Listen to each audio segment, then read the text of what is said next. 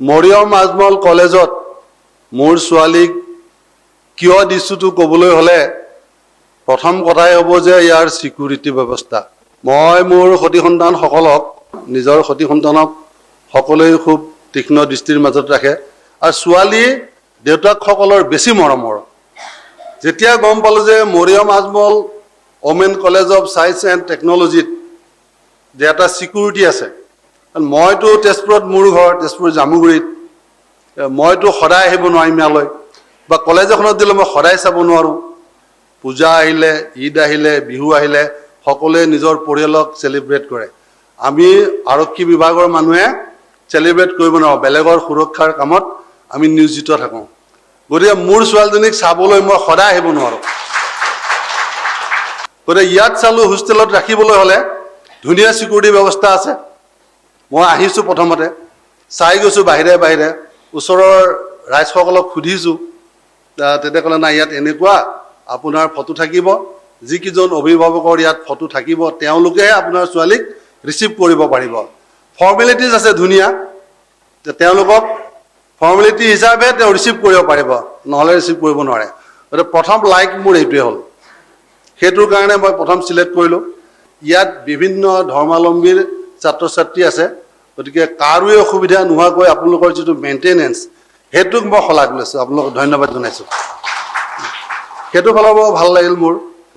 ছোৱালীক যেতিয়া মই দি গৈছিলোঁ, মই কিন্তু ইয়াৰ পৰা নগাঁৱলৈকে কান্দি গৈছোঁ। জীৱনত প্ৰথমবাৰ ছোৱালীক মোৰ অন্তৰৰ পৰা আঁতৰত থৈ গৈছোঁ।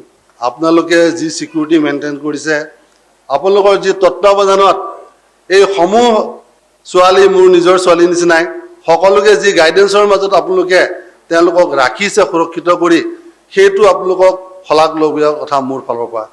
মৰিয়ম আজমল কলেজৰ যি ৰিজাল্ট, এই ৰিজাল্টবিলাক আমি আজিকালি ছ'চিয়েল মিডিয়াত দেখা পাওঁ, তাৰপাছতে বা প্ৰিণ্ট মিডিয়া, ইলেক্ট্ৰনিক মিডিয়া এইবিলাকত আমি দেখা পাই থাকোঁ। এই দেখা পাই পেলাই মই আগ্ৰহী হৈছিলোঁ যে আল্লাহে যদি মোৰ ছোৱালীকো ইয়াত পঢ়াবলৈ তৌফিক দিয়ে, আল্লাহৰ ওচৰতো শুক্ৰিয়া আলহামদুলিল্লাহ যে আল্লাহ ইয়াত এডমিশ্যন ল'বলৈ তৌফিক দিলে। এতিয়া ছোৱালীক এডমিশ্যন দিলোঁ।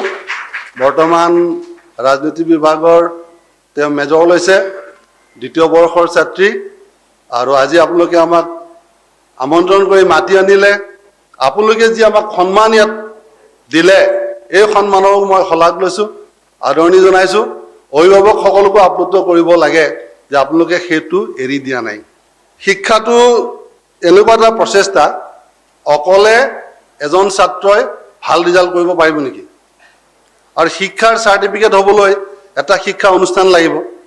গতিকে শিক্ষা অনুষ্ঠান চিলেক্ট কৰাটো গাৰ্জেণ্টে খুব ভাবি চিন্তি কৰাটো প্ৰয়োজন, কাৰণ আপুনি য'তেই নপঢ়াক আপোনাৰ অৰ্থ ব্যয় হ'ব। গতিকে মৰিয়ম আজমল কলেজত যিসকলে নিৰ্বাচন কৰি নিজৰ সন্তানক ইয়াত থৈ গৈছে, পঢ়াইছে, তেওঁলোককো মই ধন্যবাদ জনাইছোঁ। আশা ৰাখিছোঁ আমাৰ যি সপোন, এতিয়া আমাৰ সপোন কি? আমাৰ সপোন আমাৰ সন্তানক আমি জীয়াই থকাত তেওঁলোকৰ উপযুক্ত স্থানত আমি যাতে পहुঁচাই দিব পাৰোঁ। আৰু সেই উপযুক্ত ঠাইত পहुঁচাবৰ কাৰণে আমি দায়িত্ব কাক দিছোঁ? মৰিয়ম আজমল কলেজৰ বিষয়ববীয়া শিক্ষাগুৰুসকলক আমি আমাৰ দায়িত্ব অৰ্পণ কৰিছোঁ, ওপৰে আল্লাহ। আশা কৰোঁ এই মহাবিদ্যালয়ত শিক্ষা গ্ৰহণ কৰি সকলো ছাত্ৰী ভাৰতবৰ্ষক, অসমক প্ৰতিনিধিত্ব কৰিব সকলো দিশত। মই Ajmal women college of science and টেকন'লজিৰ দীৰ্ঘায়ু কামনা কৰিলোঁ। সমূহ কৰ্তৃপক্ষ, উচ্চপদস্থ বিষয়ববীয়া, ছাত্ৰ ছাত্ৰী, উপস্থিত অভিভাৱক সকলোকে মোৰ অন্তৰৰ অভিনন্দন ও ওলগ যাচিছোঁ। যাচি মই মোৰ এই চমু বক্তব্য ইয়াতে সামৰণি মাৰিলোঁ। জয় অসম।